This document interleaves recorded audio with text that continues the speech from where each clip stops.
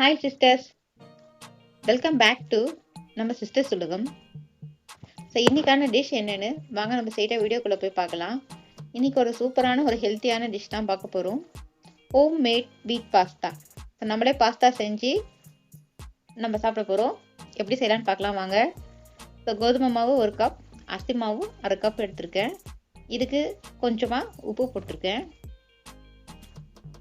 So first இந்த உப்பு போட்டு நல்லா மிக்ஸ் பண்ணிக்கலாம். மிக்ஸ் பண்ணிவிட்டு அதுக்கப்புறம் இதுக்கு தேவையான அளவுக்கு தண்ணி ஊற்றி ஒரு நல்ல டைட்டான மாவாக நம்ம இதை பிசையணும். பாருங்க, இந்த அளவுக்கு டைட்டாக இருக்கணும். இது ஒரு 10 நிமிஷம் நம்ம மூடி வச்சிடலாம். அப்போ தான் மாவு நல்லா ஊறி கொஞ்சம் சாஃப்டாக ஆகும். இப்போ பாருங்கள், 10 நிமிஷம் கழிச்சு பாருங்கள் மாவு வந்து எவ்வளோ சாஃப்டாக இருக்குது பாருங்கள். ஸோ இதில் நம்ம சின்ன சின்ன உருண்டைகளாக உருட்டி ஒரு பாஸ்தா டிசைன் செய்வோம். உருண்டைகளாக உருட்டி இந்த மாதிரி ஒரு அழுத்தம் கொடுத்தீங்கன்னா நம்மளோட பாஸ்தா டிசைன் ரெடி ஆகிடுச்சு. ஸோ இதே மாதிரி எல்லாத்தையும் நம்ம ஊட்டி வச்சுக்கலாம். ஸோ இதை வந்து நம்ம இப்போது வேக வைக்க போகிறோம்.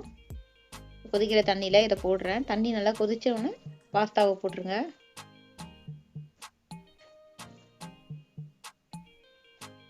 இது கூட 1 டேபிள் ஸ்பூன் எண்ணெய், இன்னும் கொஞ்சம் உப்பு போட்டிருக்கேன். ஏற்கனவே மாவில் உப்பு இருக்குது, இப்பயும் கொஞ்சம் உப்பு போடுறேன். இது ஒரு வாட்டி இந்த மாதிரி கலரை விட்டுடுங்க. இப்போ இது நல்லா வெந்த ஒன்று தான் எடுக்கணும். ஒரு 10 நிமிஷம் டைம் எடுக்கும். அதுக்கப்புறம் இதை நம்ம இப்படி வடிகட்டி எடுத்து வச்சுக்கலாம். இப்போ நம்ம பாஸ்தா மசாலா செய்யலாம். ஸோ ஒரு கடாயில் 2 டேபிள் ஸ்பூன் எண்ணெய் விட்டுருக்கேன். 1/2 டேபிள் ஸ்பூன் கடுகு போட்டிருக்கேன்.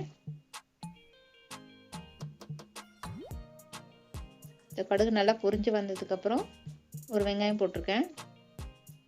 2 பச்சை மிளகாய் போட்டிருக்கேன். இது கொஞ்சம் லைட்டாக வதங்கிட்ட உடனே நம்ம தக்காளி போட்டுக்கலாம். ஒரே ஒரு தக்காளி போட்டிருக்கேன். நீங்கள் தக்காளி வேணுமா மிக்சியில் அரைச்சி பியூரியாக கூட ஊற்றிக்கலாம். 1 டேபிள் ஸ்பூன் இஞ்சி பூண்டு பேஸ்ட் போட்டிருக்கேன். ஸோ இதெல்லாம் நல்லா வதங்கிட்டோம். அதுக்கப்புறமா நம்ம இதுக்கு தேவையான வெஜிடபிள்ஸ்லாம் போட்டுக்கலாம். இப்போ கேரட்டு வந்து நல்லா சின்ன சின்னதாக ரொம்ப பொடியாக நறுக்கின கேரட்டு ஒரு கைப்பிடி போட்டிருக்கேன்.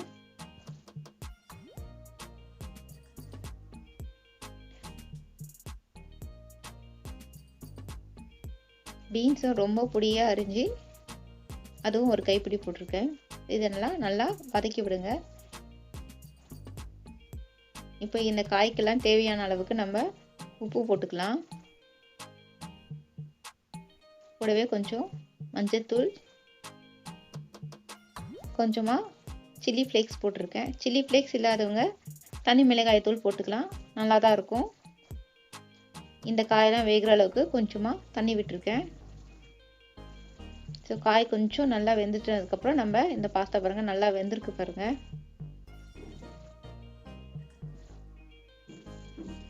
இந்த பாஸ்தா நம்ம அதில் போட்டு நல்லா மிக்ஸ் பண்ணி விட்டுடலாம்.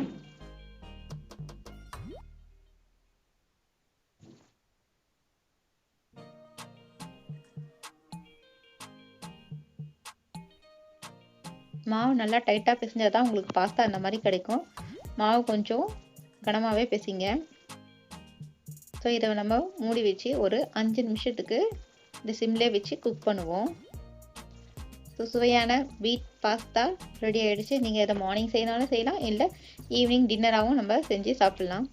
கோதுமை மாவுனால எந்த வித ப்ராப்ளமும் இருக்காது. ஸோ நாங்கள் செஞ்ச இந்த வீடியோ உங்களுக்கு பிடிச்சிருந்தா லைக் பண்ணி ஷேர் பண்ணி சப்ஸ்கிரைப் பண்ணுங்கள். நிறைய கமெண்ட்ஸ் பாஸ் பண்ணுங்கள். ஸோ உங்களை அடுத்த வீடியோவோடு சந்திக்கிறோம். தேங்க்யூ.